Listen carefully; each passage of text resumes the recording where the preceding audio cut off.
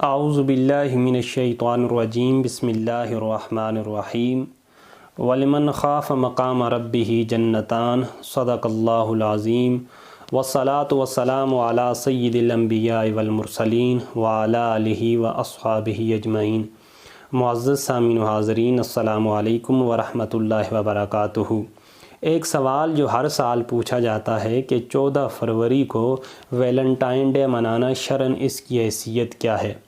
آقا علیہ الصلوۃ والسلام کی حدیث طیبہ سماعت فرمائیں۔ حضور نے فرمایا، من تشبہ قوما فہو منہم، جو شخص جس قوم کی مشابہت اختیار کرتا ہے اس کا شمار اسی قوم کے افراد میں کیا جائے گا۔ اللہ اکبر!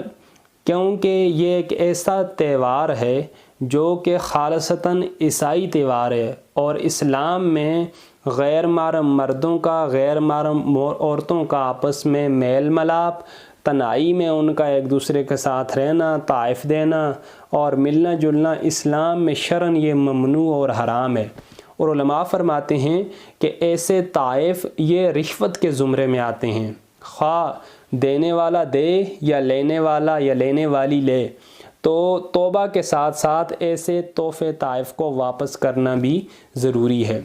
اب قوموں کی غلامی میں سب سے خطرناک قسم ذہنی غلامی ہے، جس کے متعلق علامہ اقبال رحمۃ اللہ تعالی علیہ نے بھی فرمایا تھا جو ناخوب بتدریج وہی خوب ہوا، تھا جو ناخوب بتدریج وہی خوب ہوا، کہ غلامی میں بدل جاتا ہے قوموں کا ضمیر۔ آج مسلمانوں میں جو غیر اسلامی اور غیر شرعی رسومات پھیر رہی ہیں، ان کا سب سے اہم اور قوی محرک مغرب کی ذہنی غلامی ہے، جو مسلمانوں کے دل اور دماغ پر بری طرح مسلط ہے۔ یہ بیماری پاکستان میں پچھلے 5 سے 10 سالوں میں ہیضے اور طاعون کی وبا کی طرح بڑی تیزی سے پھیلی ہے، اور بڑے شہروں سے لے کے چھوٹے شہروں تک، قصبوں سے لے کے دیہاتوں تک، ڈش کی وجہ سے، انٹرنیٹ کی وجہ سے، کیبل کی وجہ سے، اسمارٹ فونز کی وجہ سے، چیٹنگ ایپس کی وجہ سے، یہ ہر نوجوان لڑکے اور لڑکی میں مغرب کا یہ امپورٹڈ زہر جو ہے وہ سرایت کر چکا ہے۔ سب سے پہلے ہم یہ تاریخ دیکھتے ہیں کہ یہ ویلنٹائن ڈے ہے کیا۔ عیسائیوں کے اکثر تہواروں کی طرح ویلنٹائن ڈے کی جڑیں بھی بت پرستوں تک پہنچتی ہیں۔ قدیم روما میں کنواری لڑکیوں اور کنوارے لڑکوں کے انتخاب کے طور پہ یہ دن منایا جاتا تھا۔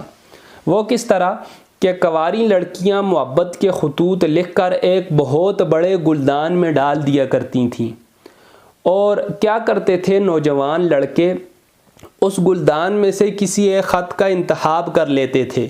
جس خط کا وہ انتخاب کرتے تھے اس خط کے لکھنے والی لڑکی کے ساتھ وہ کورٹ شپ کر لیا کرتے تھے، یعنی نکاح سے پہلے باہمی انڈرسٹینڈنگ اور ہم آہنگی کے لیے وہ 1 سال تک بغیر نکاح کے ایک دوسرے کے ساتھ تعلقات بھی استوار کرتے، اور 1 سال تک وہ زندگی گزارا کرتے تھے۔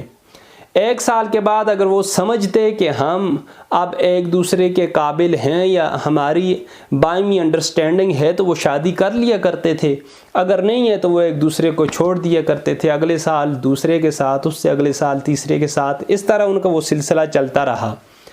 اب ویبسٹر فیملی انسائکلوپیڈیا کے مطابق عیسائیت کے جو مذہبی رہنما تھے، جو ان کے پادری وغیرہ تھے، انہوں نے بجائے اس بت پرست رسم کو ختم کرنے کے، انہوں نے اس کو سینٹ ویلنٹائن ڈے کے تہوار میں تبدیل کر دیا، کیونکہ جو شریعت عیسوی ہے اس میں بھی وہ لوگ جو پادری تھے ان کو پتہ تھا کہ بغیر نکاح کے زندگی بسر کرنا شریعت عیسوی میں بھی جائز نہیں ہے۔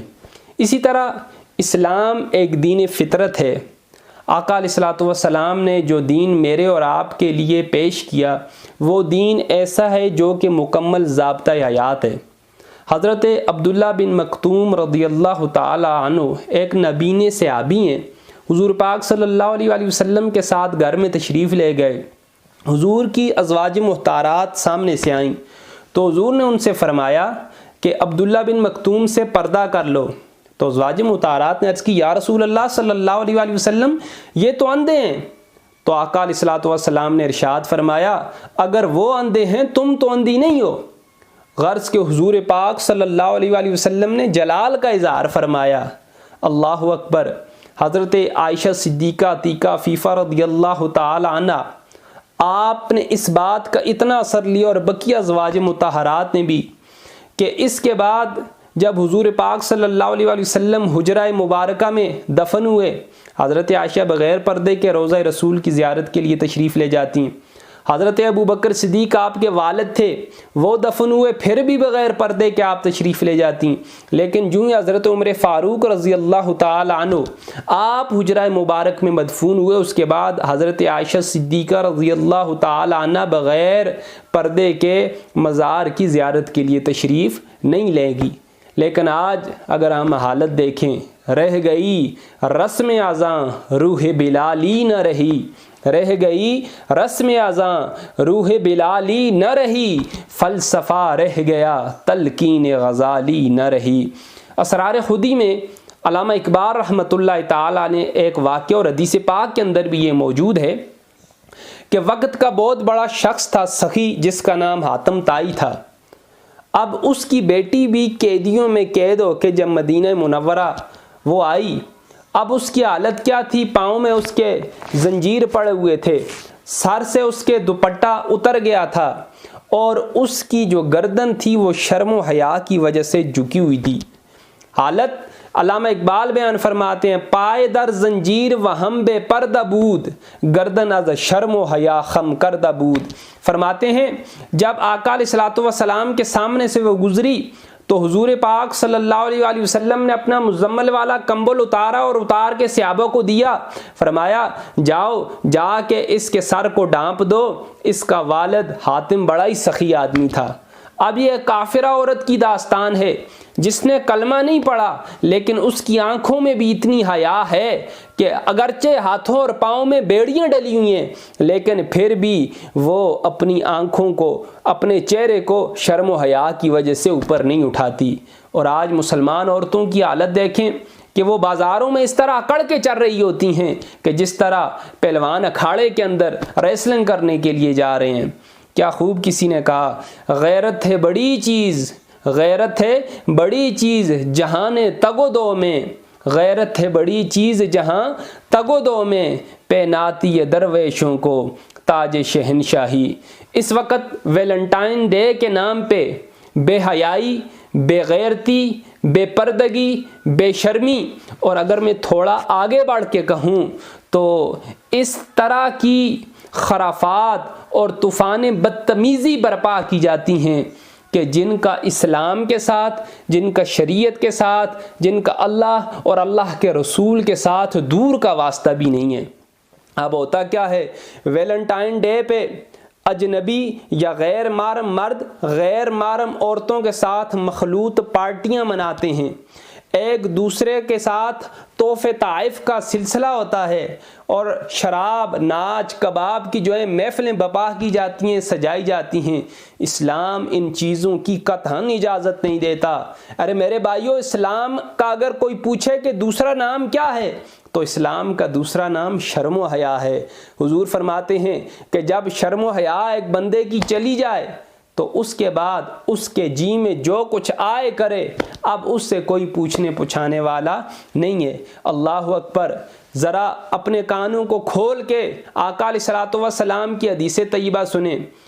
اس وقت مدینہ منورہ میں آقا خود موجود تھے، عورتیں عید کی نماز پڑھنے کے لیے جایا کرتی تھیں، تو ایک عورت نے مسئلہ پوچھا، یا رسول اللہ صلی اللہ علیہ وآلہ وسلم، غربت بڑی ہے، اگر ایک عورت کے پاس پہننے کے لیے، سر کے اوپر رکھنے کے لیے دوپٹہ موجود نہ ہو تو یا رسول اللہ کیا وہ بغیر دوپٹے کے عید کی نماز پڑھنے کے لیے عیدگاہ میں آ سکتی ہے؟ تو حضور پاک صلی اللہ علیہ وآلہ وسلم نے ارشاد فرمایا، اگر دوپٹہ نہیں ہے تو کسی پڑوسن سے ادھارا ایک دوپٹہ مانگ لو، اگر پھر بھی نہیں ملتا تو عید کی نماز کو چھوڑ دو، لیکن ننگے سر جو ہے عید کی نماز پڑھنے کے لیے عیدگاہ کے اندر تم نے نہیں آنا۔ اور آج ہماری حالت کیا ہے؟ آج گھروں میں صندوق بھرے پڑے ہیں کپڑوں کے ساتھ، آج گھروں میں الماریاں بھری پڑی ہیں کپڑوں کے ساتھ، لیکن عورتیں اپنے سر کے اوپر دوپٹہ کرنے اور ایسے لباس ٹائٹ اور چست پہنے جا رہے ہیں کہ جن سے سارا جسم نمایاں طور پہ نظر آ رہا ہے، اور بے پردگی کا مظاہرہ کرنے سے کسی صورت میں نہیں ہچکچاتی۔ اللہ اور اللہ کے رسول نے بڑی وعیدیں اس سلسلے میں سنائی ہیں۔ تو یہ جو تہوار ہے یہ مسلمانوں کا تہوار نہیں، یہ باہر سے امپورٹڈ کرتا چیز ہے جو مسلمانوں کی ذہنی غلامی کی وجہ سے ہمارے اوپر مسلط ہو گئی ہے۔ اس سے ہمیں اپنی جان کو چھڑانا چاہیے۔ ایک بہت ہی مشہور شاعر ہیں اکبر آل آبادی رحمۃ اللہ تعالی علیہ، انہوں نے کچھ سال پہلے، کچھ صدیاں پہلے کیا ایک خوبصورت نقشہ اپنے الفاظ میں پرویا۔ وہ کیا کہتے ہیں؟